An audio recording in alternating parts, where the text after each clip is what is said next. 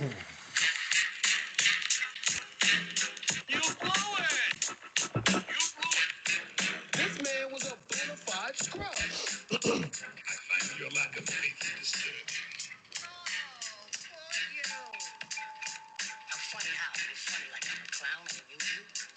I make you laugh. I'm here to fucking amuse you. What do you mean funny? Funny how?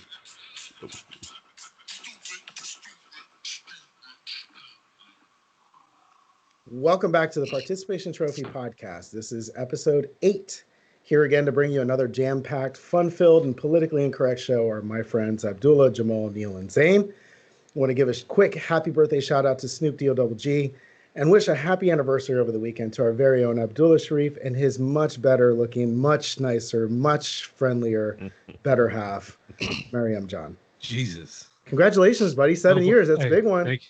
Hey, this is the year it's all supposed to come crumbling down, just to let you know. That's what they say. The 7-year itch is what they call it. That's real. But hey, this is the longest I've ever been married. Congratulations. 7 years. Yeah. No, hey, shout out to all the remarried folk out there. I'm gonna speak specifically to a remarried man because what the fuck I am, but yeah. A general shout out to anybody who had struggled during their first shot at marriage. Whatever the reason may be, like you were 18 years old and wanted to get out of your daddy's house and made the wrong decision. Just young and dumb. Right? So, but listen, being in a toxic marriage, it's the most trapping feeling in the world, right? And to be able to get out of that, and whether you become single for the rest of your life, Jamal A. Smith, or you eventually find somebody else, that feeling, that accomplishment. Shout out to everybody who's been able to do that because it's great the second time. Because here's what you do, especially if you find the second time around, you find somebody who's also been previously engaged or married. Yeah. Like my wife. Your whole foundation is founded upon all the bullshit you shouldn't do because you already know how you fucked up, how the other person fucked up. So when it starts with that foundation, like there's nothing else left except for making sure you communicate, compromise on some shit. That's it. But I didn't know. Now we know exactly what not to do.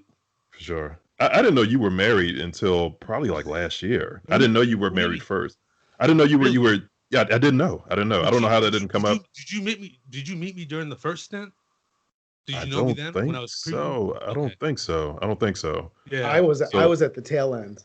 Yeah, he was at the tail end. Okay, so yeah, I wasn't around for the first. So imagine that euphoria, splitting with your wife. And Joe Glorioso like in the span of 12 months and shit. Oh shit! Introduce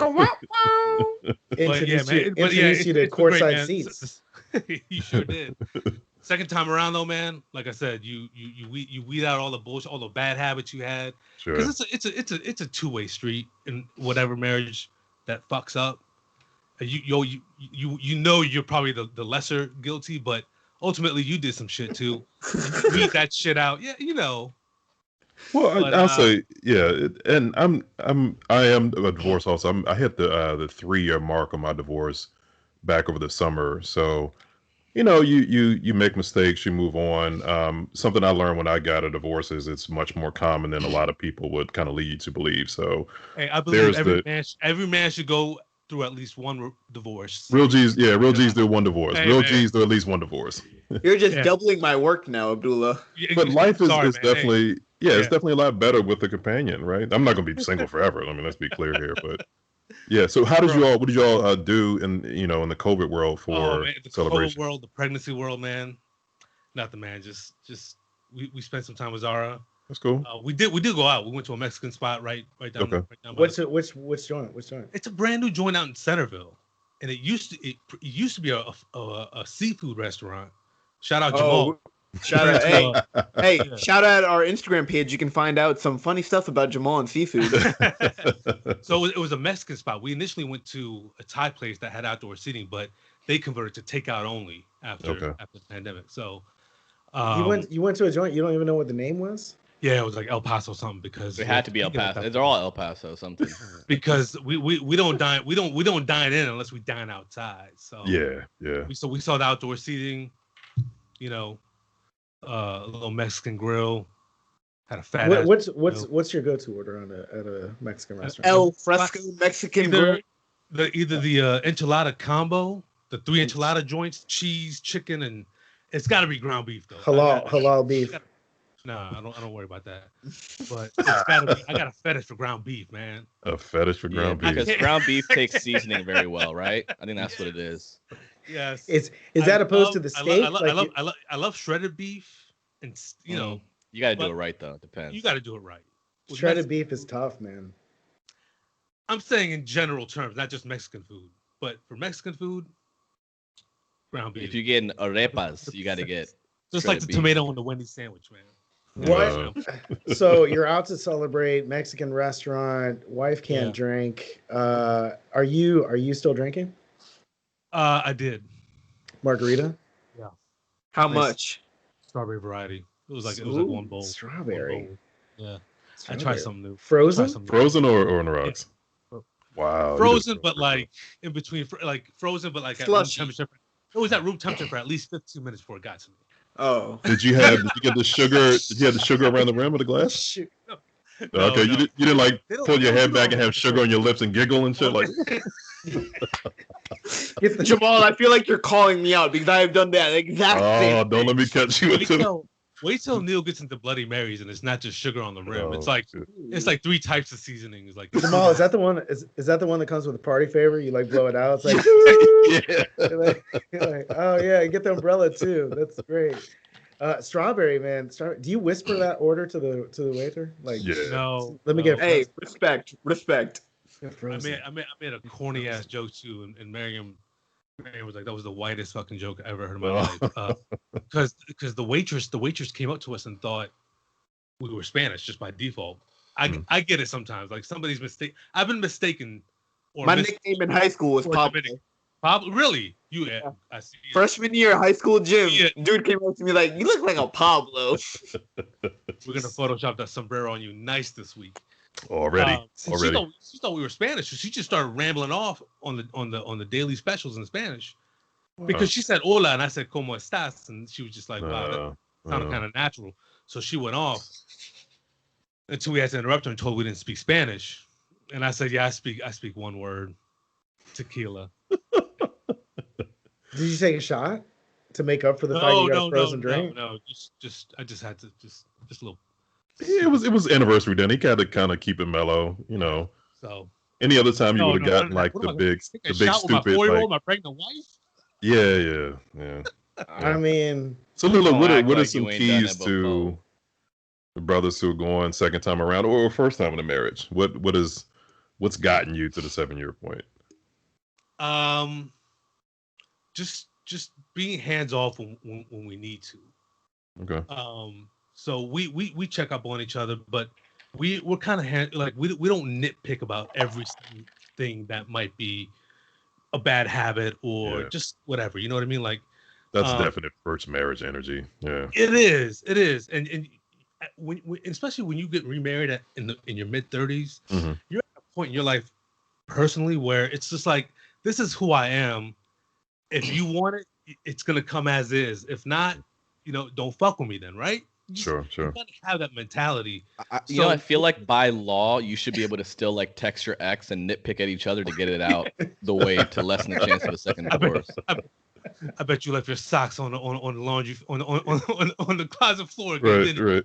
for no reason. can you imagine? Let me guess. The dishes are still in the sink. Yeah, some bullshit like that, man.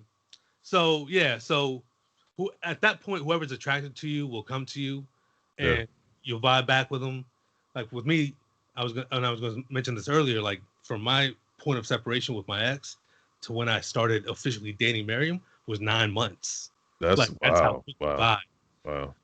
And again, it was because we came from a similar. So it's kind of like you were born again. It was born again. Hello. But so, like you say that, I guess letting go of the little things, right? But even that, the second time around, it takes a little adjustment. Like the first couple years, it's an adjustment period.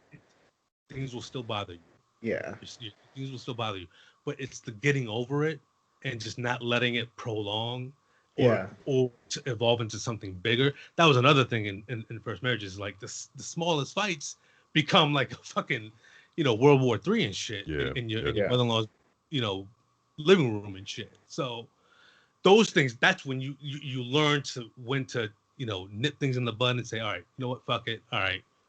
The true mastery, especially when you have kids, is when you can turn on and off the fighting around the kids. Because if you fight around the kids, the kids start picking up and start noticing who they can go to for what particular situation. Yeah. And that's how you get into that dangerous, oh, I know when to talk to mom. I know when to talk to dad. And then you start setting yourself up for failure. We've gotten so much better at that in the last like 2 or 3 years, just so that we don't give any more ammunition to our emerging teenage going on 21 daughter. She's starting to figure all these kids, man. Social media done fucked everything up, man. All those questions, man. Can you imagine if we had all this social media when we were growing up? I can imagine all this internet and this accessibility growing up. If I had access to the shit that kids have now at like age 8 or 9, right? Bro, I would be a fucking deviant, more so than I am now. But yeah, just the questions I had when I was 8 or 9. Bro. It's a terrible thought for me because like my unibrow would have been just photoshopped on everything. Like just hearing people say that shit to me like in person. Yeah. like in a hallway is one thing in 1997 and shit, but like you embrace start trending on Twitter. You embrace it though, like the brow, right? No, I've seen your pictures, man. I mean, do you wax that shit now? I do now, but when I was 17, I wouldn't. No. Seems like somebody's hiding from himself. Yeah. Well, speaking of brows, this is Zane's favorite part. Let's stick with the world champion Lakers, that same building. Let's jump into Open Gym. So the Los Angeles Lakers are the champions. We talked about that last week. We're not going to get into LeBron James or anything, but the team that shares the building right now, the LA Clippers, just got a new coach, Ty Lue, correct? Correct. Yeah. I'll make sure I'm not giving any fake news out here. What did you guys think of the hire? And if Ty Lue's off the table, what's going to happen in Houston now? So Ty Lue, obviously, he was a potential Lakers head coach before this season, which is already over a year old now. He was going to be LeBron's coach again in LA. Wow. Didn't go there. They rebuked him. Goes and says, okay, I'm going to be an assistant coach for a year. Ends up getting the same 5-year deal that he was looking for last year. So he's set up in LA, and now in Houston you have potentially either Jeff Van Gundy coming back from the booth, or he a Terp, as Abdullah knows I like to shout out John Lucas. So let me ask a question about Ty Lue. Outside of, is his big selling point the fact that he has a great relationship with players? He's a good relationship builder. He's a favorite of some stars, or is he? I can't remember much about that Cleveland championship run because he picked up, what was that, halfway through the season when he got the job? I mean, what are his true strengths and why is he so sought after in the market? I think mostly that he survived LeBron and he was endorsed by LeBron. This is my opinion. Yeah. And he seemed to have the respect of LeBron. I think just that within itself, you're thinking if he can handle that, and he can also handle a team that was basically should have been the shoe-in for the Eastern Conference, finals and the championship, going up against the Warriors every year. And, some of those teams were depleted and still putting up a fight. I think that's what most of it is. I don't remember watching enough Cleveland basketball exclusively to have an understanding of what his philosophies are. Right. Because when you coach a LeBron James team, it's really hard to tell, right? Because like you're saying, outside of LeBron, we don't have much of a barometer for that, right? So I'm actually curious how that's going to look from an X's and O standpoint. I don't know if anybody else has any idea how that might look. I think the Clippers are just on a roll to keep hiring like these average ass former two guards and shit, like Doc Rivers. Now it's Ty Lue and shit. As long as they leave Sam Cassell for the Wizards next year. Like they're probably gonna hire Chris Duhon in like 5 years to be like their head coach. Chris Fucking Duhon. Tony Delk or some shit. Tony Tony Delk coaches? But Ty Lue just looks. I'm with Zane. Ty Lue looks like the guy who coaches the team that has the stars that can't be coached. That's kind of how That's like, what his reputation is now. Wasn't there that story about he's David comfortable Blatt being was the stepped head over, coach? right? Wasn't there that story where like when David Blatt was the head coach, like Tyler Yeah, was that calling was all the crazy. shots like, in the background? Yeah. Yeah, when David Blatt was the coach, they were like LeBron told he would come out with instructions like you're gonna do this, and LeBron came out later like no, don't worry about that. Yeah. This is what you're gonna do. This is what you're gonna do. Just do a reran practice and like reorganize That's everything. so that answers your question. That's where Ty Lue got all that fucking clout. So it's just a matter of how many stars you can engineered all manage that on one team. That's what it comes down to. I mean, yeah, I think for a lot of teams that's what it comes down to is ego management, right?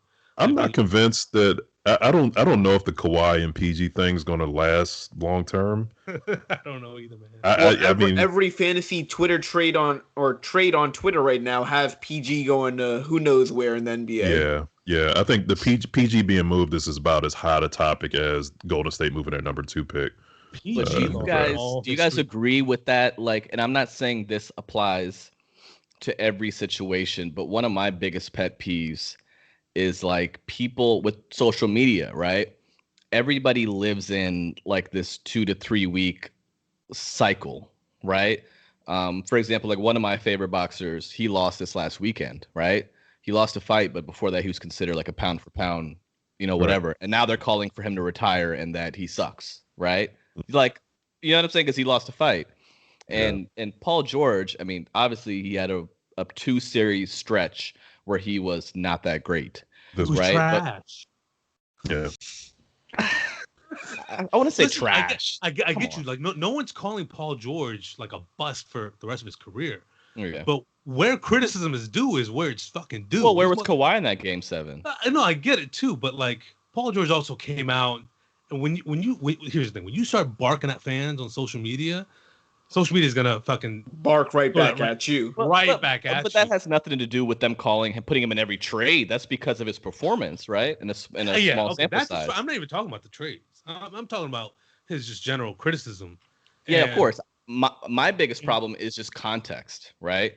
Yeah. Just because he didn't perform well in this two week period, it's like, oh, well, look at his career. He never did anything in his whole thing. You know what I mean? Like, I just don't like the minimizing of. It's a scapegoat mentality for pretty much every team. Yes. Yeah, agreed. Yeah, I was thinking more from the perspective of did those two players who essentially play the same position, can they fit with the team long term? Yeah, I mean, now that's critical thinking, right? Yeah. I like that. He would score well on the MFA. Independent thought alert. Yeah. No, I mean, I like that more than like, oh, he's like people he's are. Shit. Yeah, let's pack him up. Yeah, like yeah. He's had really great games with the Clippers. He's had really great moments all throughout the season. But maybe his skill set doesn't mesh well with that team. But at the same time, like you got to propose a solution, right? If you're gonna trade him, well, the guy coming in better be a good fit, right? Right. Otherwise, like what are we doing? What are you doing? So Houston job's still open. Go ahead, Abdullah. Go ahead. Okay, that's fine. Just say it. I'm not gonna die on a hill for fucking Paul George. No, we still need to die on the hill. Yeah, that's fine. Okay, Daryl Morey, the coach, the best nerd. But if your name is Playoff P, you should be able to deliver in the playoffs. There's a lot of player nicknames we can get into. He's easy to clown, man. Just can I have a moment? John Hot Plate Williams. What do you have against PG? You got something you need to get out? It's just what people have against him. Honestly, PG kind of was one of those dudes that when he first got drafted wasn't expected to be considered a superstar. He really wasn't. Right? He wasn't. Yeah. Chris Miller loved PG from the very, very get-go. Shout out Chris Miller. It was rare. It was rare, but he did, and I love his measurables. Do you? I baited you right into that. Tell me more. Do you? No, he's always looked the part. Tall, got strength, lengthy, can shoot, plays solid defense. Little girthy. A little girthy. Top 5 hairline. Top 3 hairline. Top 3 hairline. That motherfucker is strong. That should have like a sunset or awning. That shit is solid, yo. That's a segment for another time. Whoa. Hold on a second, Neil. Hold on a second. I vetoed that. If you're so quick to name that top 3, who are the top 2? Who are the top 2 hairlines? Okay. Any era? All time? What you just said? Ray Allen, Milwaukee Bucks. Joey Porter. Oh no, Jalen Rose. Jalen Rose is yeah. Post retirement though, maybe. I would say Jalen Rose should get stronger. Joey Porter, the Steelers, and old school Ray Allen would round out the top 3. I can't talk Ray Allen or hairline without mentioning Milwaukee Bucks. To have a strong hairline, your shit needs to be a little lower than normal. You got to have less forehead space. The abnormally less. Issue I had with Ray Allen's hairline was as crisp as it was, it came in too deep. So his actual hairline. It's a little Brad Bill. Brad Bill, his shit was very strong when he came into the league. Yeah. That shit was kind of round like his hairline Hall of Fame. Holy shit. Yeah. Yo, look at. Oh shit. Yeah, Paul George. That shit is undefeated, man. His name is on there. Would you put him number 1? I might have to. Wow. Also, consider this too. Let's put this in the mix. Paul George suffered some almost career-ending trauma, and the shit stayed intact. Think about that. Think about that. Think that about that. Through surgery. That shit went through like 4 surgeries. That shit went through surgeries. That shit went through a lot, Lance man. Stevenson's up here. Apparently, he's up there. Who? Lance Stevenson. Yeah. Lance Stevenson. Lance got the sideways 360. Yeah. He's on there by default, just being from Flatbush. Yeah, he's got a crispy temple too. So. Nick Young. Shout out Flatbush, Brooklyn. Nick Young. I gotta think about Nick. Nah, I wouldn't have ever thought about it. Jimmy Jackson. Yes. Jimmy Jackson should have strong too. Yes. Very strong. Dallas Maverick, Jimmy Jackson. Yes. He was low key one of my top. I think the better topic is the worst hairlines. Who? Worst. That's what we gotta do. Next episode, we'll do that. We'll go through the worst next. Kyle Anderson. We'll start there. Next homework. Time. Kyle Anderson. Man, I work with a Kyle Anderson. I was like, dang, how Jamal know him? Which one's Kyle Anderson? Grizzlies player, UCLA slow-mo. His shit start. He got played for the Spurs, right? A lot of forehead. Popovich wanted him to be so good, and he just never was. Light skin dude. Yeah. Big forehead. Like super light skin dude. Yeah. Like off-white. A lot of forehead, yeah. A lot of forehead, agreed. No. Lonzo's in there too. I can't judge your hairline at the 4 inches. Lonzo Ball. Lonzo Ball's on there? Yeah. Really? He's got a nice hairline, man. All right. Anyways, what the hell are we talking about? This was not on the agenda. I'm gonna be the one. Hairline's definitely not even close. I know, but I was interested once you put PG in the top 3 like that. Like I was definitely interested in who the top 2 See, this were. is good. We're saying good things about people. John Wall's had an evolution of haircuts. Here we go. The plug. John has, yeah. Even having rocking the dreads now some of these days. I mean, Zane, technically, Jamal brought up Bradley Beal, so that could have been my cue into the Wizards anyway. So Troy Brown's got dreads too. Who's got the best hairline? Speaking of dreads, the Rockets are dreading replacing Daryl Morey at the GM position. So Morey really left basketball altogether?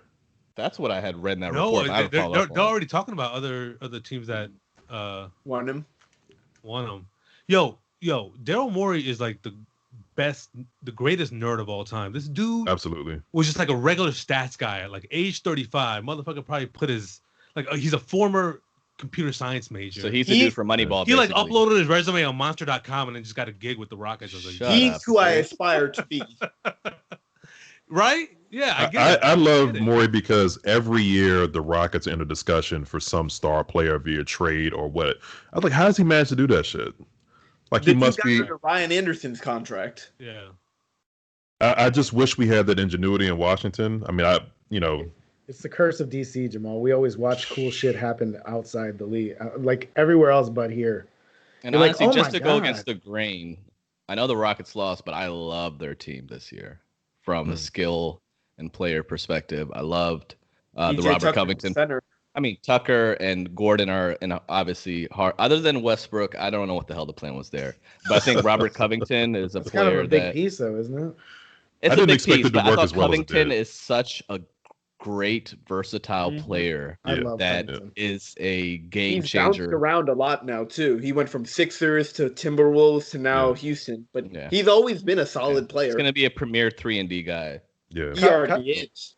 Covington was always one of those low-key Wizards killer. He wasn't on the top of the list, but he was always a low-key Wizard killer when he was with the Sixers. Yeah. Who isn't a Wizards killer at this point? Gerald Henderson is probably number one, the final boss. So has anybody? I mean, for Daryl Moneyball Morey, I mean, do we have a reason why, or is it just like this isn't going anywhere, or is it because Harden is going to be the one to pick the coach? Is it going to be? Has anybody? I think so. Spoken on that. So So I've read a little bit about it. What's happened is over time, he's been there for 13 years, right? And as much as you win in the regular season, if you don't win at all in 13 years for a GM, Wizards fans know this better than anybody. Like, about to say. Your welcome starts to wear out. Yeah. Naturally, right? And then you tie in the other things here. And then you tie in the other things, right? D'Antoni, he was a D'Antoni guy. That was his guy. Okay. D'Antoni gets fired. Then just the dynamic, the nature of his relationship with the owner start to wear out because of the lack of results, right? Daryl Morey is a process guy, right? We're talking about stats, we're talking about metrics, all this, that, and the other. So in terms of presenting a process, he's probably A+ at it, right? One of the best in the world to do it on any level. So when you continue to do that, and it's been 13 years, and as good as we played, as many good players as we've acquired, we still haven't won. Yeah, I was gonna say 13 years, and a lot of those they have championship expectations. It's not exactly, and just play your way into the playoffs and you're good, right? And they got past this, And but at the same time, were they ever a favorite to win? They were there though, especially after Harden showed up, and Daryl Morey was one of the guys that was able to make Houston a hot spot for free agents, because before him they really weren't able to. Before James Harden, if you think about it, they didn't have that level of a superstar. I think getting to the finals was their barometer, and they couldn't get to the finals, winning or not. It absolutely was their barometer. It absolutely was. Zane, what in particular did you like the players that the Houston Rockets actually had, or did you like the small ball aspect of what they were trying to do? So it's a couple things. I love the individual grit of the players. I think there are certain players you watch and they just have heart and grit. And what I mean is when it's time to make a play, they make a play. And the other thing was that I thought realistically that if PJ Tucker was able to limit some centers or elite centers to lesser production, that they would have a chance. And for whatever reason, it just didn't work out. I think maybe it's just a style thing. I think, if you look at how they played the Thunder, and they were able to limit Steven Adams, but then when they got to the Lakers, it was too much, right? Just the physicality. So it's tough. I mean, that small ball thing, I don't think it's going to work long term. But if you could tweak it and still make it work somehow, I mean, I don't know if this is a James Harden thing or just like a scheme thing, because James Harden also didn't have the kind of production that I think even they were expecting this playoffs, considering he was kind of passive later on in the season and not, super ISO heavy as much as he usually is. So, I just like some of their players, and I liked a lot of players in the starting lineup. So I thought they would be more successful this year, but apparently that didn't work out. It only gets tougher next year in the West. So, yeah, and I think Chris Paul. I mean, I think if they had kept Chris Paul, they would have really had a chance to win the West this year, and that didn't work out because him and James Harden didn't get along. So I think time's going to tell. Was it a D'Antoni thing? Was it a Morey thing? Or was it a Harden thing? And now 2 of the 3 are gone, right? Yeah. So this year will be very telling. Dun, dun, dun. So the NBA, between October 16th and November 16th, teams are allowed to do interviews, one-on-one interviews with the draft prospects. Tommy Shepard told us a while ago that he had been doing this for months and months. I think we've talked about this is going to be one of the craziest, most scrutinized drafts of all time here, just because everybody's had so much time to sit back. Anyway, some of the November 18th is the NBA draft, and then free agency is going to happen at some point after that. Who knows when the season will start? Another sport, another season currently in session. Shout out to World Series, by the way. The Tampa Bay Mighty Ducks are playing the Los Angeles Dodgers, and that's for whatever it's worth. Now, I don't think we're gonna have a lot of baseball fans on this podcast. But, anyways, go baseball. The NFL is going strong. Week 6, some teams it's going stronger than others. We're going to do a round robin. I'm going to toss it up and then just let you guys have at it. Derrick Henry had a monster game. Ooh. Titans, the Seahawks, and Steelers are all still undefeated. The Giants got their first win. The NFC East is a fucking joke. And Adam Gase, I don't know how many fucking lives that guy needs, but he's got more. It's unbelievable how much rope he's got. Have at it, man. Let's talk some football. Derrick Henry's forearm game is fucking nasty. Oh my god! I bet you lost me a fantasy football matchup this week. And it's very hurting. I bet you LeBron James is so jealous of Derrick Henry's forearm. Like, imagine if LeBron James had. I'm not gonna get into LeBron James, am I? No. Those in the chest. Any of you guys pick up Derrick? I always pick up Derrick Henry in my Madden teams. Always. Oh, in your Madden teams? Yes. Okay. Yes. That sounds fun. That sounds very fun. He looks like a created player, like something. Created player, yeah. It's like some shit you built in the lab. Just that combination of size and speed. I think he had a little over 200 last game, but then the game before that, it was a Thursday night game. He put up almost about he had like 2 or 3 touchdowns. So he's playing on another level. Do we believe in Tennessee as a contender? I would. I mean, they went deep last year. They went, they definitely exceeded expectations. So they don't look like they lost a step. Vrabel, I read some shit this weekend about Vrabel and his coaching. He purposely took a penalty in order to stop the clock, knowing that the yardage means less than what the time does. Sure. And because he saved it, he ended up saving his team 40 seconds on the clock. And Tennessee won the game with 5 seconds left. That is some fucking chest level shit right there. And bro. It was beyond that. It was not just to save the clock, but it was to give them the first down on a stopped clock. 2nd and 1, you're going to convert that. He said, fuck that. I'm going to give you 1st and 10 right now and give you 3 plays. This really excited you, Neil. Yeah. I saw the fan tweet Joe did. It was dude's got a Mike Vrabel Patriots jersey just hanging on the wall right now. Like, what the hell was that? Motherfucker just got real excited off that play call. I agree. Yeah. Clock management. And I was gonna say, I think there's such a well composed team with Mike Vrabel. They don't have very balanced team now because with Tannehill, your boy, they're able to throw the ball. Tannehill, I told you. I've been such a Tannehill apologist. It's so one of my friends loves Tannehill. He's been gloating about Tannehill all year. Never. But damn it. Here's the thing, man. Any other year, they're a strong contender. As long as the Chiefs are the Chiefs. Yeah, I know. And the Ravens are there to back them up. Yeah, I mean they're able to back them up and be a contender. Although, I mean, the Titans. Did the Titans beat the Ravens last year? Correct. They did, and the Patriots.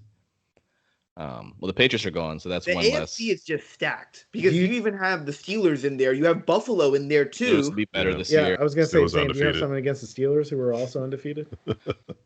Just lost one of their best defensive players though, with a season-ending injury. Unfortunately, who they lose? Who the Steelers? His name? It's not Devin White. It's Bush. Devin Bush, the linebacker. That's right. I guarantee you the Steelers haven't beaten. Shout out Michigan Wolverines. They're a good team, but I'm worried about Ben's health. That's the one drawback I would say with the Steelers. Does he still move awkwardly in the pocket? Like he's super like slow. Like it's funny. It's funny looking. It's like a glitch. It's like a video game glitch. Yeah, like in Madden when your dude like tears his hamstring, but he keeps running, dragging his leg. Okay, so the Steelers have beaten the Giants, the Broncos, the Texans, the Eagles, and the Browns. Yeah, I'm just like, Browns are better than expected. They got Tennessee and Baltimore coming up, so those are good litmus tests. So that's the test. Okay. They got the Ravens again. They got the Bills later on. Let me see them against those teams, and then I'm going to make a judgment. That's fair. On your 5-0 Pittsburgh Steelers. Yeah, they're not going to finish with 12, 14 wins. They're going to finish with 10 and 6. Yeah, I get it. 14 wins. Who's winning 14 games this year? Mike Vrabel. Nobody. Mike Vrabel. Mike Vrabel. Yo, do you remember last year when Mike Vrabel and him and Belichick were going at it? Oh my God, when he pulled off that loophole that Belichick pulled off earlier in the season, you remember? I don't remember that. I do. You don't remember? Vaguely. Let me know. Yeah, so Belichick did something earlier in the season where he just kept, what was it? I think he just kept taking a delay a game or something like that over and over and over again. Right. And he just kept doing it over and over and over again, and it worked to his benefit. And then when the Titans played the Patriots, Vrabel did it to him. Turn the tables And on. Belichick was so stubborn he wouldn't use his timeout, but he was just cursing up a fucking storm on the sideline. It was amazing. You got to find the clip. It's hilarious. Bro, The blog post. It's unbelievable. These guys are like, no, it's rule F42 on page 146 of the rule book. It's like, fuck off, man. Yeah, you're able to take as many as you want, and he just kept taking them. It was just fucking hilarious. So that's the top of the league. Then there's the ass of the league. How's New York, Joe? Bro, New York's. New York. I have opinions about New York that I'm sure many people don't agree with. It's just, look, the city for me it moves faster than what I like. I think it's dirty as fuck.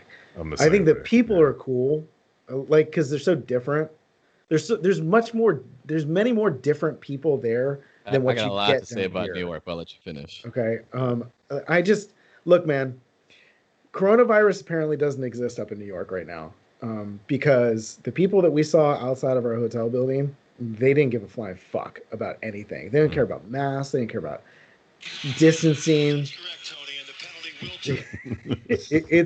It was kind of weird, man. You know, it's like, again, we were watching from afar. Everything in our hotel was shut down. So there was no restaurants, no fitness club. Everything was just kind of like, so it's, I don't know. It was a different feel. The game overall, that's two bad football teams, man. Yep. That's when you watch Sports Center at night, that's the game that you can be guaranteed is going to come on at 12:57 when, 3 minutes left in the show. And they're like, oh, yeah, we almost forgot the Redskins and the Giants play, or the Washington football team and the Giants play. You still made a whole bunch of Instagram posts off that shit.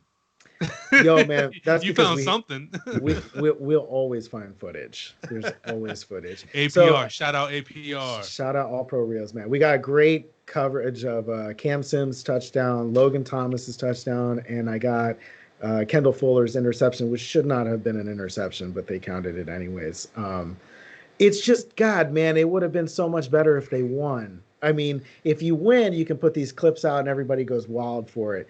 They lost, and therefore I'm sitting on a bunch of, so gold. As a Giants fan, I still feel numb about the whole thing because I want a high draft pick. But, I'm happy for Joe Judge to get his first victory as head coach, whatever the fuck.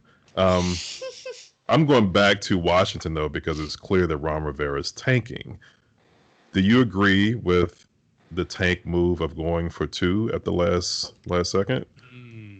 Was that a tank move? No. I don't. That whole notion, I obviously go for 2 there. I think it's a no-brainer you go for 2 there. Why do you need to spend another 10 minutes of this garbage time? He's not competing for anything this season. If they lose, they lose. If they win, they win. It doesn't matter. Tank for Trevor Lawrence. So I'll tell you, as being, sound bougie here, but like I was in that end zone when Cam Sims caught that touchdown. And I was on that side of the field when the Washington defense had just stopped the Giants offense from doing anything. The offense thought they were going off the field. They thought that the field goal was going to come out. They're going to tie the game. They're going to go to overtime. And you're either going to give your defense a chance to get the ball back, or the offense had enough momentum that they could finish this game out. They didn't expect to go out for 2, and that was the body language that I read, and that was the body language that Rob read. We both saw the same thing.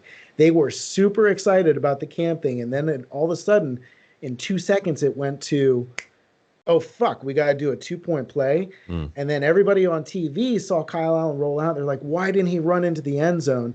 And APR is going to put out a video tomorrow. You'll be able to see it. He was going to get cut off in the end zone. He was going to get popped way before he got there. He wasn't going to get the lane was not there for him. Okay. I think the play call design, I think it was supposed to go to Gibson, but it looked like he fell down in the middle of the field. Anyways, I digress. That's another story for another day. At the end of the day, I don't necessarily think that he should have gone for 2, because he had a lot of explaining to do to his players. Chase Young was pissed, visibly pissed. And these are guys who are used to. These guys lost like 1 or 2 games in their entire football careers going back to Pee Wee football. Yep. John Allen now has taken more losses, in the last 3 years than he was ever accustomed to. And I just think when you have a game like that, I just trust your defense. Show them that you trust them. I didn't personally agree with the call at all. Yeah, I mean, especially against the Giants offense that really wasn't doing shit in the second half. I mean, they dominated the second half of that game. Yeah. They dominated the last 3 quarters of the game. Yeah. So here's the thing, man. I have no issue with any decision Ron Rivera makes. What I do have a problem is the explanation after the game for every decision he makes. Yeah. And that's where I just get confused, right? Like, for him to say, he acts like he has a 10-year contract and there's nothing that can be done to him. That's how he acts. I mean, he should be secure in his job to the point where he should continue to develop the team. But for him to say, like I try to win the game, well, there's a lot of actions throughout the season that have showed that winning is not paramount, or it's not a completely contradictory. Yeah, completely contradicting himself. And either way, even if you get that conversion, you don't win the game. You take the lead. Right. And to say that you have more of you take the 2 because you're on the road, It was late in the game, though. It was late in the game. It's 36 seconds, but it's also like, I think it was 17. I think it was 17 when they finally. Oh, really? Wasn't it? Okay. Yeah. Well, I might be wrong, but either way, look, at this point with what's happened, he needs to be more. And look, it's not for me to tell him what he needs to do, but in my opinion, he needs to be more self-aware about what he says, and he really needs to watch what he says in terms of everybody's kind of picky on everything, including me, right? So when you say, we're going to win the game if we convert this, that's not true. To say that, we were on the road, so we went for 2. Well, there's no fans. And I don't understand. I think it's a fallacy of this, going for 2, but whatever, on the road. In addition to that, you dominated the game. And now to Neil's point, I do think for him it was a win-win in the context that if they got it, he would have won some sort of. I think he would have won more fans back, right? It would have been the riverboat, Ron, blah blah blah blah blah. And if he didn't get it, they just lose the game automatically, and you're tanking, not inadvertently, but subconsciously in a sense. Subconsciously, I love that. I mean, yeah, it's like a win-win, but. My big issue, and I'm not getting back on the Haskins thing. I mean, in addition to all of the stuff he said in the press conference, he also, in evaluating Kyle Allen's performance, he pointed to his stats. Yep. And I'm not saying it's the same thing as Dwayne gloating about his stats, which is not confirmed. It was a rumor or whatever it might have been. I just don't understand how you can do that. You shouldn't discuss your quarterback stats in any press conference, right? It's irrelevant. Right after. He had a miserable fumble that was scooped and scored for the game. He had the 2 things, and I just can't help but feel like he's talking himself into a double standard that's being displayed. That's just my opinion. The 2 biggest blemishes for the defense came as a result of the offense putting them in a terrible position. Of course. That's why when I got back from the game and I started listening to what everybody was like, this defense isn't living up to the standards that they were talking about before. And I'm just like, dude, you have a fucking inadequate offense running for the first 5 games of the season. For the 6th game, they actually showed up and put together some drives. So at least you had that going for you. But you can't continually just give, a 3 and out and then a turnover off an interception and then a fumble for a touchdown and then expect, I don't know. Jamal, to your point of like, are you happy with tanking? And I just want the message to be the same throughout, not switching to, this division is 2-15-1 combined record. I believe that's crazy. The mark. No, a little bit better than that. Y'all are depressing the fuck. 3.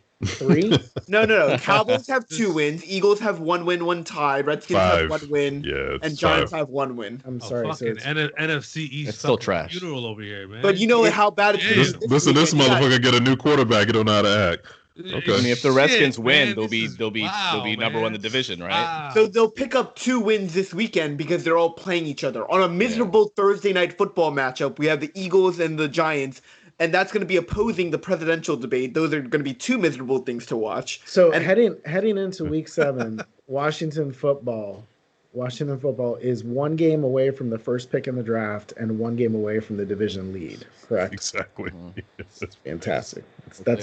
And then that's the state of the NFC East. Speaking of that number 1 pick, Adam Gase and the Jets, are they going to win a game? Nope. They look I'm horrible. hoping that they do so that the Their Redskins can schedule slide is in there. brutal. I was looking at their schedule, like trying to even if they fire Gase and let Greg Williams put bounties on players for the last 3 games. That's exactly what I said. Yeah. If they fire Gase, they have a chance because maybe they'll be reinvigorated by Greg Williams. They will be reinvigorated. reinvigorated. I will tell you they will be reinvigorated. They're trash. Shout out Greg Williams. But he'll get fired too, apparently, along with Gase if it happens. He probably will be. Yeah. He'll get fired before Gase. Why? I think there's some dysentery among the ranks, like Christopher says. There's some Oregon Trail on the. There's some dysentery among the ranks. Typhoid in the locker room. Yeah, I mean, Greg Williams basically indirectly called out Adam Gase, his offense. He basically was talking shit about. Can you imagine having Joe Flacco and Frank Gore as your quarterback running back combo? That's just crazy, right? In 2011, yeah. And look, I picked up like in 2011. Could you imagine having Flacco and Frank Gore? Maybe and they keep giving Frank Gore all the work, man. I picked up was it P. Ryan? Off the waivers imagine fucking Frank Gore, man. Being Frank 36 years old and putting all that extra wear and tear on your body for the motherfucking New York Jets. He looks younger now than he does in his rookie picture. I love Frank Gore. I think he's ageless. Former Miami Dolphin. For 1 year, it was great. It was like Paul Pierce on the Wizards, Frank Gore on the Dolphins. It was great for 1 year. What a Frank Gore's like the Bernard King of the NFL. Just put up a bunch of empty stats and don't go anywhere. It was great. Hey, yo. Bullet Bernard King was a beast. Jamal. Listen, no, I'm not hating, man. I'm just one knee, working on one knee, broken down. Just a lot of just fucking field goals for no fucking reason. Just not going anywhere. That's Gore right now. Go ahead, Abdullah. You had a chance to plug the Dolphins there, man. Go ahead. He's been itching to talk about it. We're happy for Tua. I'm happy. A lot of people are kind of hating on the move because they're like, the Dolphins got momentum. It's magic. He's doing great. But this shows that Coach Flores had it in stone that he was gonna start after the bye week. So that's what it's like when a coach likes his quarterback, huh? Yeah. Well, yeah. I mean, at the end of the day, nice. as good as Fitzpatrick was played, really this team is in complete redevelopment and reconstruction, and a 37-year-old quarterback, no matter how good he's playing, is not going to move that needle. Right. And you've got your number 1 pick on the bench. Yeah. If you want Kyle Allen, just say so. He'd make a great number 2. I was trying to think of comparison of what Ryan Fitzpatrick is in life. He's like the setup guy who doesn't get to go home with the girl, right? He's like the guy who's good enough to be the supervisor but can never be like the manager. Oh man! Did you just call him Dwight Schrute? Yeah. Could be. I feel terrible for him, man. Yeah. Kid comes in from mop-up duty, and then all of a sudden he's starter like that the next kid. game. He's got that kid in the backyard vibe, like he always does. When you listen to him in interviews, he's just like, I just love playing football, man. I just love I just love being out there on the field and just throwing a ball. I just be with my friends. Graduate. That's what he talks. Honestly, I would love to be just that journeyman backup. I would just be chilling at home. Right? It's a Philly. Get a call tomorrow. Yeah. Wait. 1 o'clock or 4? All right, let me get on Southwest and let me see if I can get a flight out there. Because look, he can do that shit for another 4 or 5 years. You know what I mean? He could. He's still pretty good for his age. He could Charlie batch it up. You know what I mean? Bro, and so he went to Harvard, so he's got these playbooks, and he's probably just like, yep, I got it. Figured it out. What do you need to run? Banana Y? Stop from running interceptions. Banana YZ? Banana Y, Spider Y, banana. Spider Y, banana. I gotta tell you, man, I like this guy. I like this guy. I'll take Ryan Fitzpatrick on the Washington football team. I'll take anybody. He's great. I'll take Trevor Lawrence. So are you excited for Tua? So I'm excited for Tua, man. I think, especially seeing some of these other quarterbacks, Joe Burrow and my heart and soul, Justin Herbert, Bobby Herbert, Justin Herbert. No, just seeing them already get their career started, and people are already talking about them and criticizing them. I want that for Tua. I want him in the mix. Let's go. And this is the biggest megastar in Miami since Dwayne Wade, LeBron, Dan Marino. This is it. Like he's already being crowned by. He's the mega. A lot of fans. The mega. The mega. Ever tell you that? What was it? Who was it? Yeah. I can't remember his name now. DeJuan Blair. Too. DeJuan Blair on shit. Media Day. I'm gonna close out open gym with this. DeJuan Blair on Media Day comes out on a hoverboard. And he stops. He's and he sees my phone. This is when the iPhone. What was the first big joint was like this. The first big one was he had a hoverboard. 7, right? What the hell does that mean? Yeah. The wheelie. It had glowing dark lights too. That's not a hoverboard. I don't know why people called him that. The Segway, but not actually tall. Yeah, I was like, this motherfucker is in the future. The shit that adult men fucking fall off of every Christmas. He came. He screeched and said, "Wait, hey yo, is that the mega?" Talk about the iPhone. I don't know why I think about that shit like every other week. You think about it all the time, right? Yeah.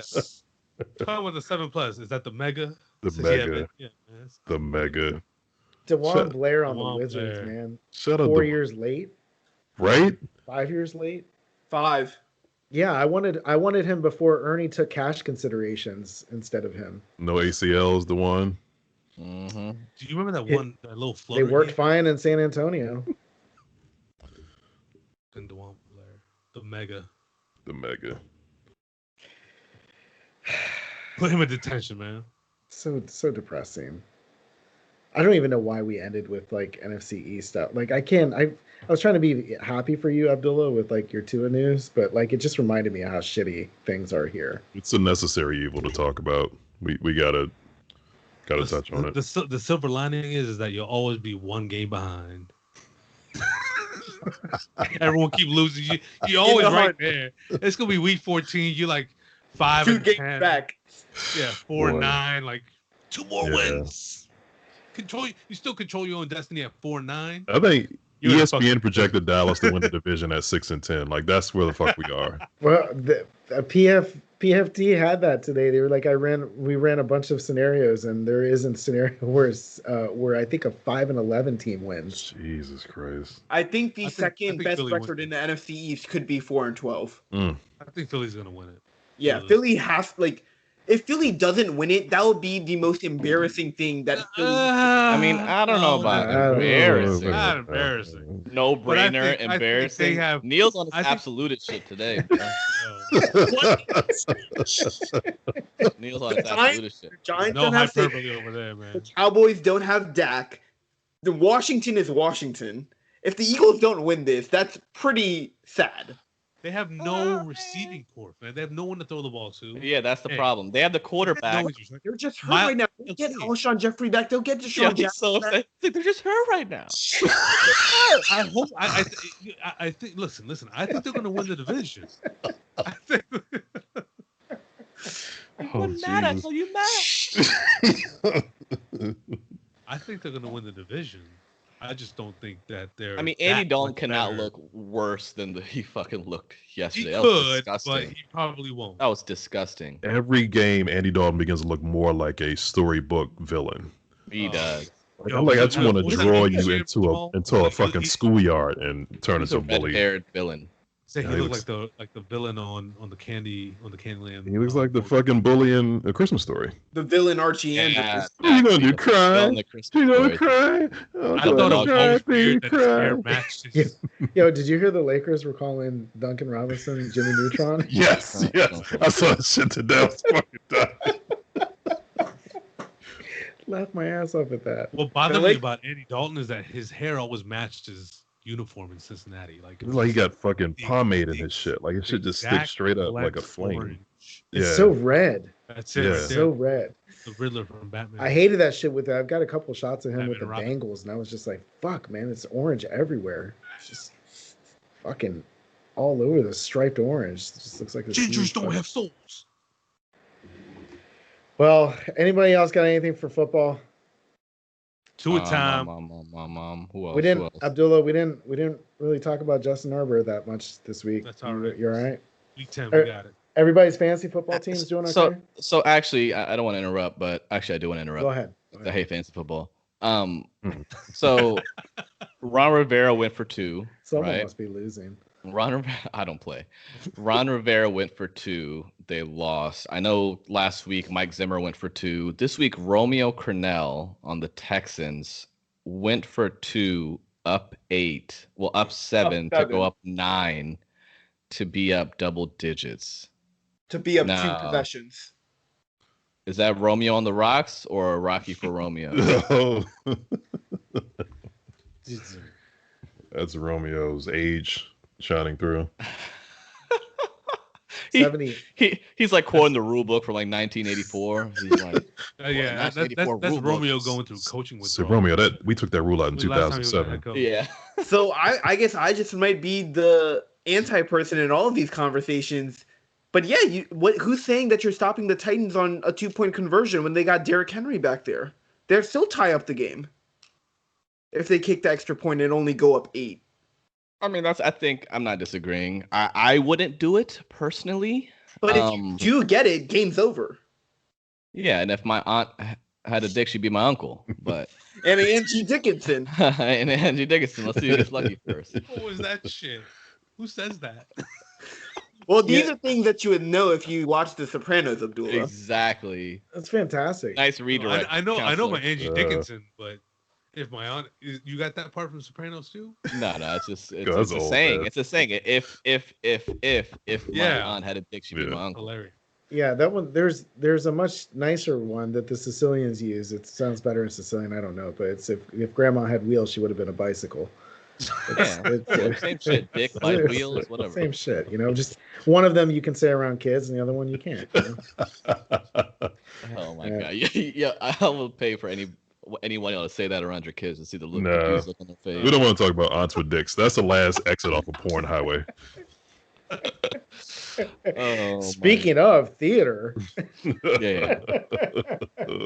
let's jump out of open gym and let's get into some theater talk. All right, so we got Jamal, Lovecraft finale. You're going to tell us a little bit about Charm City Kings, and then we need to know what's going on with The Wire, where Neil's at. Abdullah, have you started Sopranos yet? I want season 2 of Sopranos. Can we ask this? Let's ask this motherfucker every week. Every week. Yeah.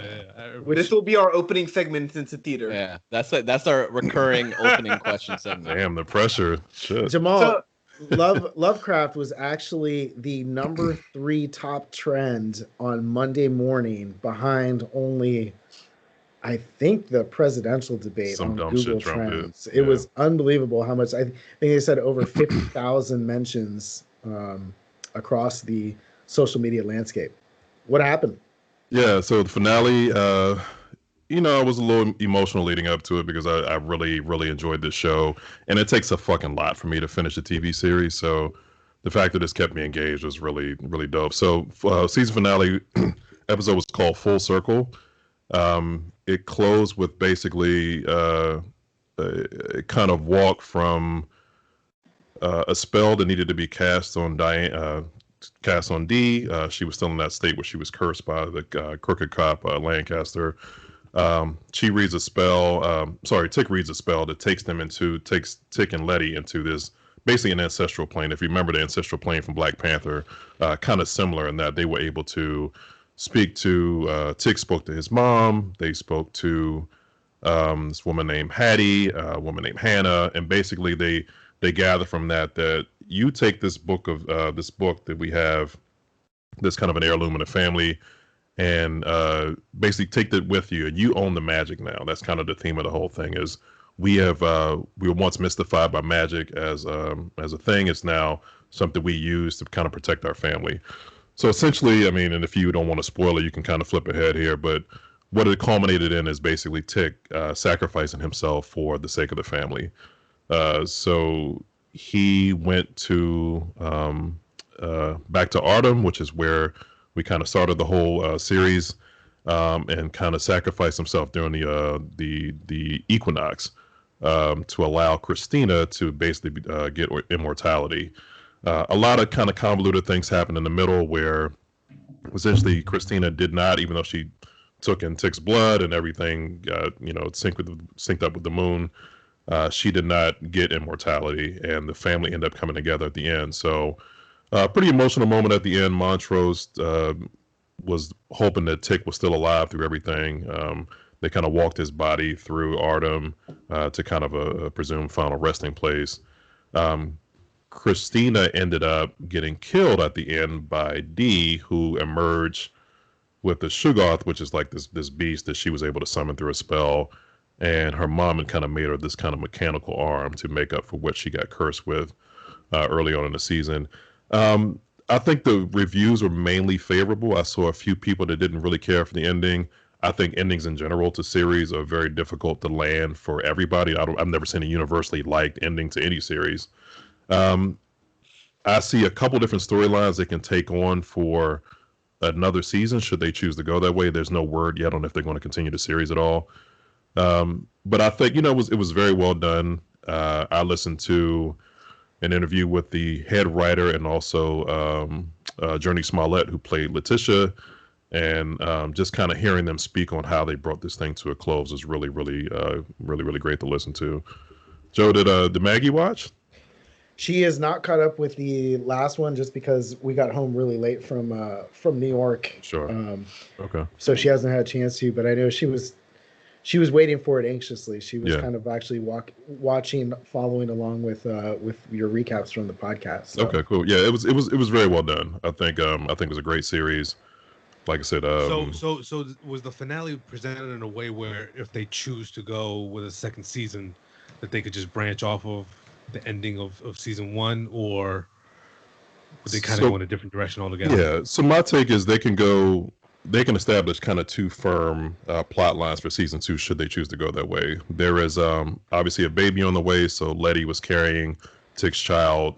Tick is no longer here with us, so they can maybe choose to take that piece of it and say, well, we hold the magic now, and that was kind of the kind of closing theme, is we as Black people essentially own magic now.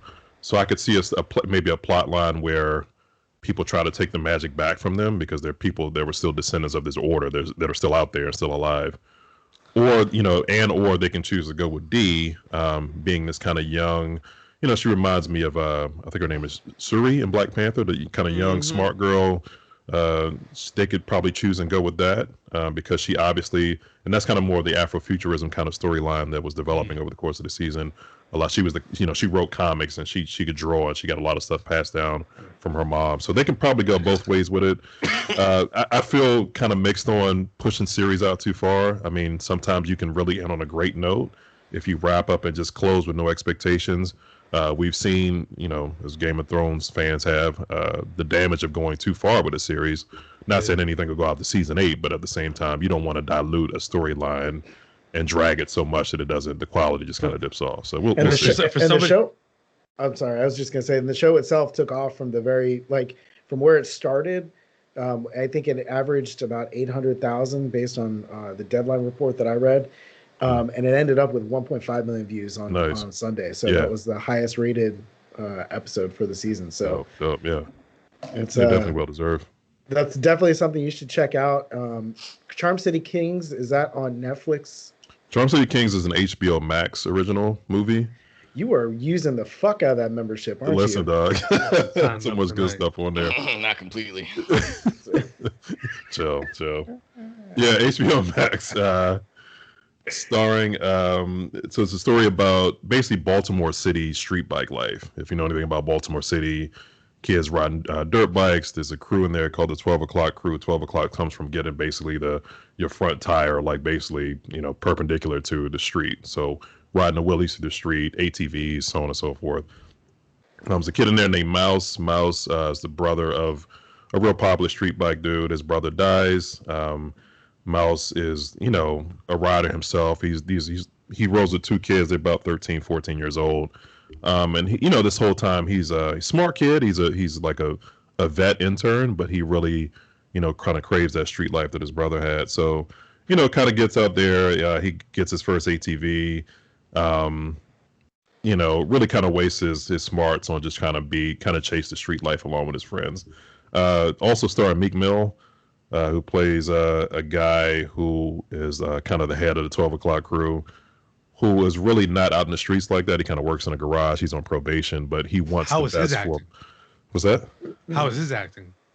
Meek was okay. The people at Sison it saying he was, you know, it's a great performance. That motherfucker was okay. He wasn't that great. Like was he DMX and Belly okay, or like Beanie Siegel and State Prop okay? And neither one of those were okay. Really. I love DMX and Belly, man. X and Belly was good because that was just really X was definitely better than Nas. I thought Nas was terrible. Yeah.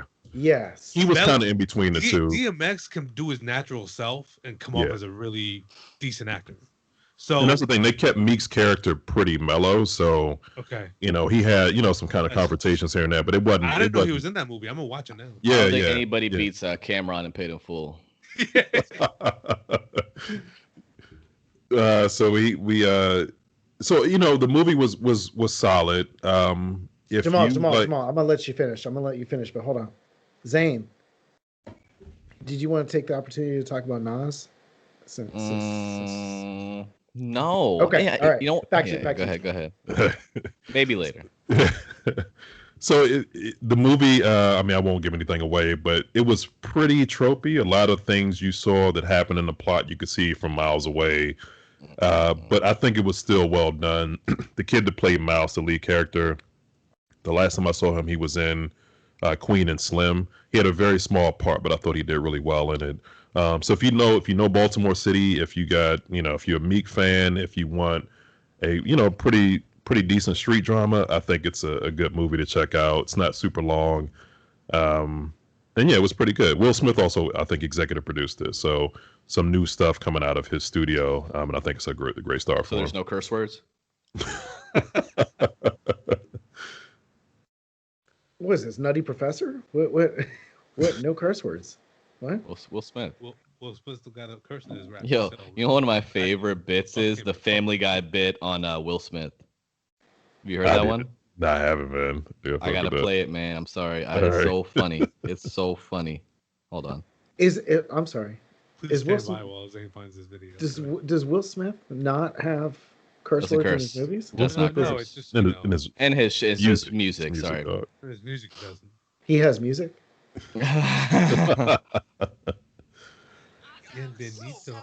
You've checkmated my teenage cynicism. Excellent. I'm a bigger hit with the kids than Will Smith and his nice clean rap. Woo! I respect women when I'm on a date. I take them to the park or maybe a museum, and I only try to kiss them if they're ready. Woohoo! What? Say what? Help out your mom and dad by getting a job so you can help pay for school supplies. Woohoo! Say woo! Wipe your shoes on the mat when you come in the house. Someone just clean that floor. Woohoo! Say what? Why does that sound like it could be one of his tracks, though? For real. That's good as shit. My God. Zane, where do you find this? Like where? That was Family Guy. It's all in here. It's all in the brain, my friend. It's a library of useless information and timestamps of clips from movies and shows. That's me and random Simpsons references. So yeah, that was Charm City Kings. Like I said, easy watch, enjoyable. I say fuck with it. Yeah, so you know what the problem with Nas is? Let's go. I just realized, and by the way, I mean, what is this surprise segment about Nas? It's not a surprise. I was thinking about it. Like, I said it just to fuck with you. Like, I didn't believe it, right? What? But then I really started thinking about it. Like, when I hear Nas, at least like the last 10 to 15 years, I don't feel anything. I get it. I don't know why. I understand that. I don't feel. You're emotionless? Anything. Yeah, I'm emotionless. It's just like a dude talking over a beat. which is what music is, what rap is, right? But I just don't feel anything. I don't know what it is. But I haven't fucked with Nas in a minute. But that's what it is. I just don't fuck with him anymore. But you listen to It Was Written, Stillmatic, Illmatic, Lost Tapes. Those are like 20. I listened to all those. Maybe even Godson, maybe even not like. Godson, no. Stillmatic was the last album I acknowledged of his. I agree. I don't like most of Nas's shit after. But you know what it is? Is that like I'm not saying Jay-Z is still relevant or Jay-Z is what, but even like a lot of rappers, if I hear a verse, I'm actually interested in what they're gonna say. Even if they're out of their prime, I'm still in. Like I'm still curious. Yeah. And hearing their voices still brings something out of me. I still hold Nas as one of my favorite artists and probably one of the best of all time, based off of his good shit, off of his earlier discography. I get it. Yeah, I know a lot of the shit that he's come out with after Lost Tapes 2, including Lost Tapes 2, was not as good as any of the shit that he produced, nor you can even say nearly as good. He's had a lot of material still the last 10, 15 years, and I still if you bring up if you continue to make music, aren't you judged on what you continue to put out more than like stuff that you used to do? Like nobody remembers Joe Namath on the Chargers, right? I mean, I get it, but no one will discredit or talk. No one talks more about Nas's more recent shit than they do his old shit. Anyways, they don't. And in his defense, I also don't think his more recent shit is that bad. I just want to feel something. I think, I know, and he doesn't give you that as much. Even his most recent album, it took me about 4 tracks to be like, that's it. I heard 10 seconds each track. I didn't give it 4 tracks. I'm sorry. I skimmed through 5 seconds. I don't know about you, Jamal, but I went like 10 seconds into each one. I was like, I can't do this. You can recognize Nas for his. I mean, he has bona fide one bona fide classic. Great material. Nas's downfall is that he's never been able to pick beats ever. Yeah, he's been a horrible beat picker. And you know what it is? He doesn't make his music. I don't know how to describe it. Someone can pull up the words for me, but like he can't make. Like Jay-Z, I keep bringing up Jay-Z. I'm not comparing the two. I'm just saying if you were to listen to a Jay-Z album, you could maybe find one song you could rock with, right? Yeah. Or another rapper, you could find something you could rock. Like all the Nas's music, and I don't know if it's the beat picking, it all sounds the same. I don't know if that's me. So I get it. I really, with Nas, I really key in on his lyricism. I really do. Because I understand everything as you're talking about from a beats perspective, from the delivery on those beats. I get it, but if you key in on Nas's lyricism, he still has that. I don't think that's really fallen off. Is he a better rapper than Migos? I'm just fucking with you. No, I think he's a better rapper than Jay-Z. I think he's lyrically better than Jay-Z. You think he's better lyrically than Jay-Z. You do. I do, but like that style, I don't know. I prefer slick talk nowadays, I guess, more than his style. Sure. And you know what? The difference between Ether and Takeover was the slick talk. Because Jay-Z's entire mantra in that fucking song was indirect. Slick. Indirect. Jamal, you don't look like you fuck with Nas like that. I put Nas, I mean, he's, like Abdullah said, he's one of the better writers of our generation, if not the best writer of our generation. I recognize his classic material very early on. Illmatic is a bona fide classic. I just can't take his newer stuff. I mean, counter question, Jamal. Do you feel like there's a quality about him, and this is for both of you? Is there like Tupac? No matter how much Tupac, and like here's the thing with Nas, I don't listen to his older stuff because for me it's become not oversaturated. That's not the word. Once I listen to something so much, I get over it to a certain extent. So it loses its luster. But when it comes to like Tupac or Biggie, when I hear it again, it ages well in the perspective that like I haven't lost my affection for those rappers, for Tupac, Biggie, and Jay-Z. Whereas even Eminem, who I can't stand, even when I listen to his older material, I still have this feeling about it. So with Nas, I don't know if it's gotten stale. I don't know what it is. None of Nas's songs make you feel that way. Like it has nothing to do with the quality of his work. I can only listen to old Nas. And I'm trying to understand why you feel that way against. I get what you're saying about Biggie and Tupac, But I think there's enough Nas songs for me that I don't lose my luster for him. Did you just slip in there like quietly shit on Eminem? Oh yeah, we can have it. We can go all day on yeah. Eminem. Hey, love me some Eminem. We can do Why? that. Yeah. Why? Why? Why? Why? Yeah, why? Continue. We're clearly we should be doing more music discussions on here. Let's wrap up the Nas here. I want to finish this conversation here. We've it has opened up nothing to do with what I totally agree with Zayn and Jamal. I totally agree with you. Every critique that you've had of Nas about his more recent work and maybe his losing his luster and you losing your affection for his music, I get it. Personally, for me, like I said, I key in on his lyrical abilities so much that those 5, 6, 7 songs of him where I feel like he is lyrically elite, like maybe greatest of all time elite, those are enough for me to keep me attached to Nas. Period. Yeah, I can only listen to old Nas. I'm not really interested in anything new.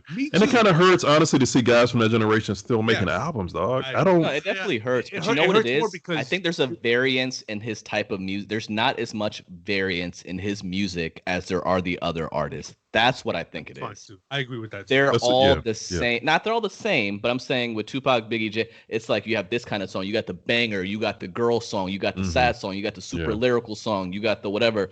And Nas it just seems. And Nas has tried to make those songs, the girl songs. But he's I mean, I've liked some of them. I like the Daughter song. I like a couple other ones, but something about it. Say what's your price? Hey, just to back it up. That song is 86 years old. That song is genuine. Sounds like something from Belle Biv DeVoe, man. No, Genuine. It's Genuine, bro. Genuine on the hook. Genuine looks the Belle Biv DeVoe part. Who? Genuine. Yes. That's who was singing that. Yeah. Hey, we're having the Eminem discussion next week, though, because I got a lot to say about. And Belle Biv DeVoe. I'm gonna let you know in advance. I'm on Zane's side. I don't fuck with Eminem. Oh, I already knew off the rip. I had Jamal support off the rip. I don't fuck with Eminem. Hold on, I that lyrical miracle in a swimming pool. The pants and big bands and pants and pants and. Yo, I've heard a million lyrics from Eminem in the last 15 years. I don't remember one thing he said. I'm not afraid. You narrowed it down to 15 years. We can go cornball a little bit. The last thing I remember Eminem is his verse on Renegade. I don't want to hear shit else. Yo, I have no desire to take on 4 people. Am I battling? No, I got you, Joe. Oh, you got me. Joe, you're pro 99 to 02, 03 Marshall Mathers. That's fine. Right? Yes, that's fine. Me too. That's it. Yeah, that's it. Yo, I'm gonna say some real controversial. Similarly to Nas. Go ahead, Zane. I'm gonna say something real controversial. If people put him in the category where he belonged, that'd be great. But to put him at that top level, I don't know if it's because he's white. I don't know. I mean, if it's like Mom Spaghetti. In my opinion, he's made more bad music than good music. And his good music is great. Like, it's top level. Like, his peak. Right. I like his good music. Top shelf. But he has way more terrible, corny music than he has. What's his best song? Music. What's his best song in your mind? For me, I like The Way I Am. I like Stan. I think everything else is pretty damn corny. Is it worth completely canceling him out? I'm not canceling him out. I'm not. No, like, is it worth shitting on him for 20 minutes? It's not shitting on him. Do you know what it is? Do you know what it is? I'd rather talk about his good shit because it's like Abdullah with LeBron fans, right? It's like Abdullah with LeBron fans. Exactly, right? Like, that's a very good analogy, room, right? Yeah, I'm not agree with that. Like I didn't put on cologne and get dressed up to come here and shit on Eminem, right? But then somebody got to come out of fucking nowhere. Yeah, okay. Greatest rapper ever. Yeah, he the GOAT. He's not in the top 5, really, bro. He's not in the top 5. Come on, man. Yeah, can I put him on my top 8 though? Can I not even close. Top 8. Not top. He could be in your top 8. Top 8. Come on. He's top 8, like some. I'm trying to think of a basketball player that's in the top 8, just because you can't name Paul George. Yeah, Paul George in the top 8. It's like they all pee. So Zane just wants to feel something for Nas. That was the big takeaway here. We'll figure out the Eminem stuff later.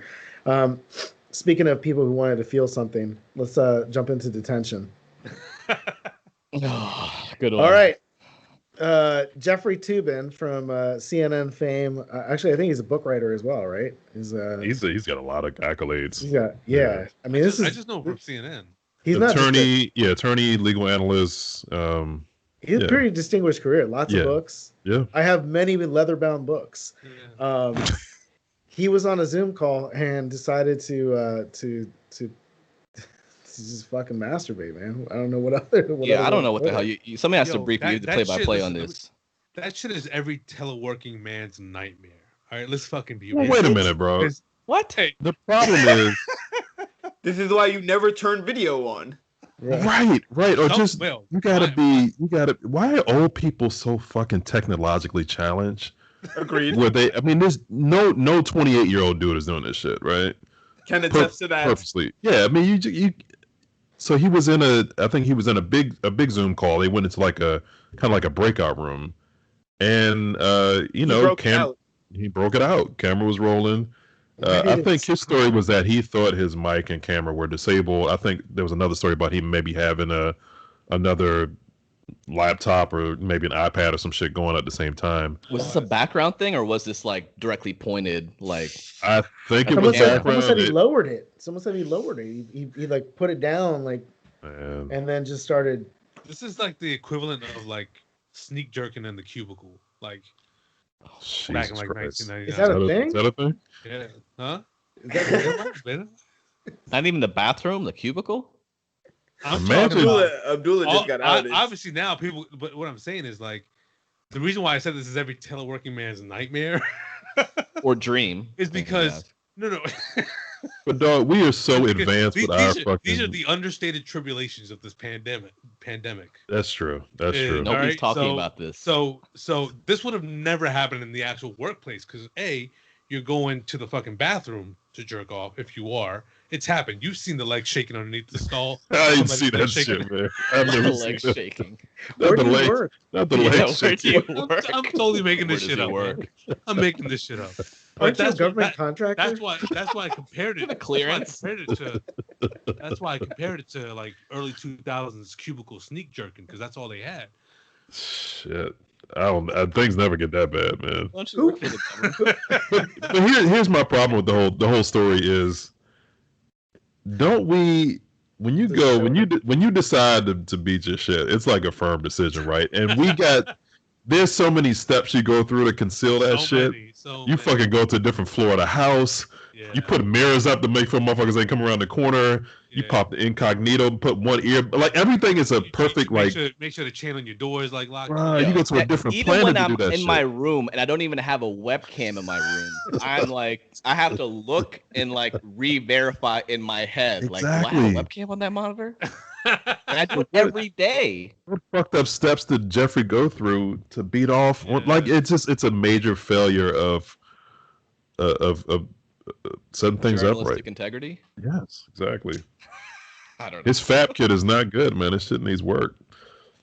What could he have possibly seen on a work call that made him think like I gotta pull my pecker out? And I'm not doubting something to the count. It could be anything. For me, it's anything. It could be anything. You think Anderson Cooper saw that shit?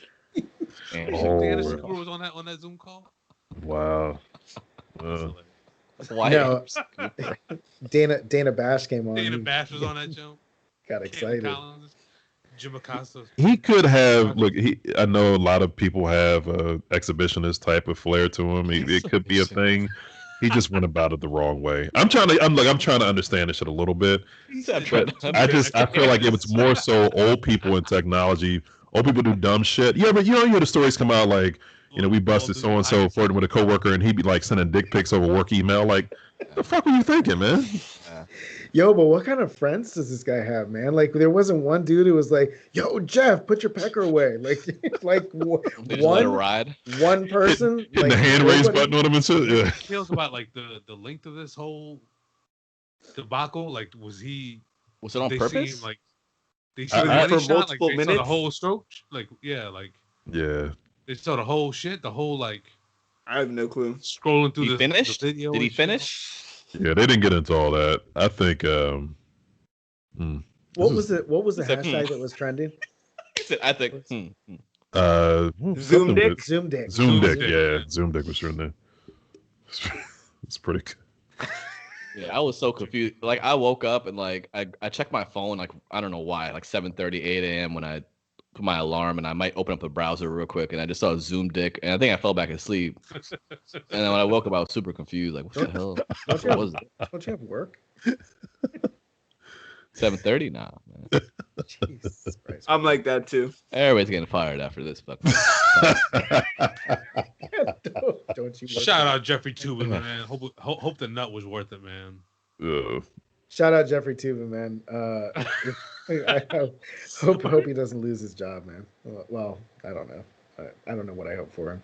Anyways, guys, we actually have an email this week. I don't know who's doing the reading here. Zane, Jamal.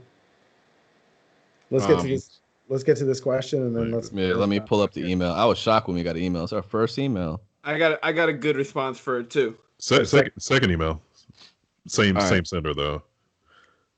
All right. So, question is from Justin.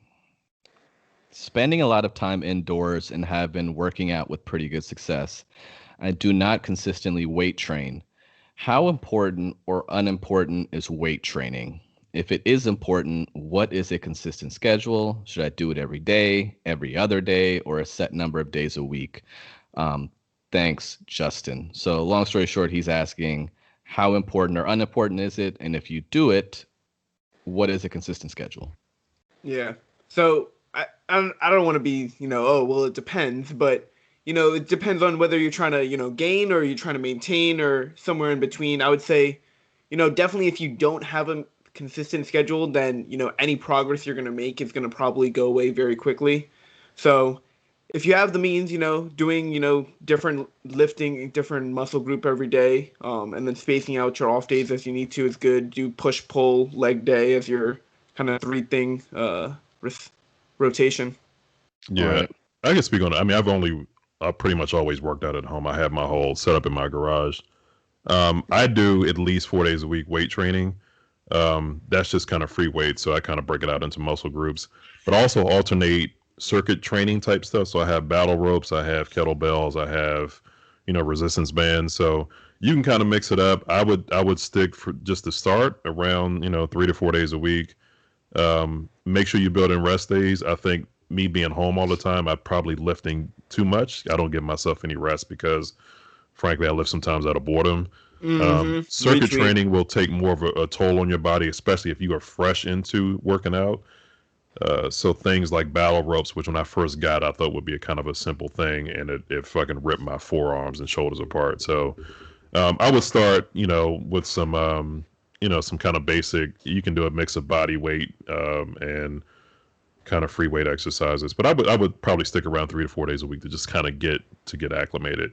Yeah, and to answer the question of importance, I think a lot of people, and you would think this is common knowledge, but a lot of people think about it in the perspective of like, if I'm weight training, well, I'm not trying to gain a lot of muscle, or I'm not trying to get big. Yeah. Or if you tell someone to up their protein intake, it's like, well, I'm not trying to build muscle and blah, blah, blah. So from an important standpoint, I think weight training is just as important as cardio. You get a lot of the same benefits. Weight training reduces the risk of osteoporosis, increases bone density. And in terms of like staying in shape, when you're doing cardio, you could be burning fat. But if you're doing weight training, your metabolism goes up a notch. So you're essentially getting more benefits even when you're not weight training, if you're doing weight training proficiently. So for me, I don't know, Justin, but if you're a beginner, to make it simplistic, I'm going to assume you're a beginner, and I'm going to assume you don't have much weights at home. So like Jamal said, I personally start off with body weight stuff. I think if you can't do 50 push-ups, there's no point in doing a bench press. You know what I'm saying? Right. If you can't do 10 pull-ups, there might not be a point in doing like isolation back exercises if you're a super beginner. So I agree with them in terms of 3-4 days a week and different body parts. But most people you ask, there's basic exercises that you should start with: squats, bench press, overhead press, pull-ups. I think if you stick with those 4 exercises and you can do push-ups with body weight some rows, instead of bench press in the beginning. Yeah. Try to add on every day. You can get a pull-up bar and put it, like I got one right here on my door. You know what I'm saying? You can do pull-ups that way. You can do squats with body weight. I mean, try doing 100 squats a day with body weight and see how you feel. You know what I mean? Or doing burpees. And try to mix those up. And then start adding in even small dumbbells. You can do your military press. You can do your deadlifts. You can do your squats with those. So that would be my advice. I would say it's very important. And the way the body works, just to cap it off, your body keeps less of what you do not use. Mm-hmm. So if you're not weight training and using your muscles, your lean muscle disintegrates, or essentially your body deems it really not as important. So that's how people lose muscle when they don't consistently weight train. Atrophy, yeah. So I would definitely say it's important in that sense, and that would be my advice. And last thing is, to anybody, when you start working out, don't get discouraged by your appearance necessarily. So don't pay as much attention to the scale as you do the actual look that you're going for. You're going to get heavier probably when you start lifting before you start leveling off. And how you feel. You're going to feel better. Yeah. You're just going to feel good. Now, if you're looking for a dad bod, what I want to recommend is doing what we call up downs, where there's toys on the floor and you fucking go and you pick them up, like you just squat down and grab them and then put it into the toy chest. Yeah. And then you've got these 16-ounce Guinness lifts. Yeah. Right? So we'll just go up and down with those. That's a good the 5-ounce diaper toss. My whole fitness goal has been like to be able to suck my gut in 30-second increments. Just for pictures? Enough, for pictures. Yeah. For just introductions and stuff like that, and then kind of turn around, let it go for a few seconds, come back in. The introduction gut suck. Yeah. I be staying up late watching that fitness belt that's supposed to like shake off the fat. Man, I wonder if that shit really if I can maintain those 30-second increments. My roommate in college had one. He had like fucking gel that he put on. I was like, that shit doesn't work, dog. The fuck out of here. Bro, we saw the most insane guy in New York working out. This brother was chiseled. I mean, just you could see every single line of every single like part of his body, and he was just standing in front of a building outside, 52 degrees, no shirt on. He had a Chucky doll on his back, and he was doing the same pull-up move in this mirror for like a half hour. And I kid you not, it was the same repetitive motion. It was the scariest looking shit I've ever seen. But at the same time, the dude was just absolutely jacked. Fucking crazy. Nothing that my body's ever looked like, for sure. Yeah. That dude's probably 70 years old. He's been doing that shit for 40 years. Either that or he's a robot. That's some true New York City shit. So I believe it. Some straight New York City shit. That's it, guys. Yeah. We went long today, but that's because we kind of delved into some touchy subjects, which will probably make their way into some other episodes. So until next week, when I'm sure music will come up again, I'm Joe. That's Jamal. That's Neil. I actually have one parting thought. It was what I wanted to say earlier. Say it. You might like New York, right? But I want you to think, listeners, and take this next week. Is there anybody from New York that you actually like? Oh. In New York, concrete jungle where you can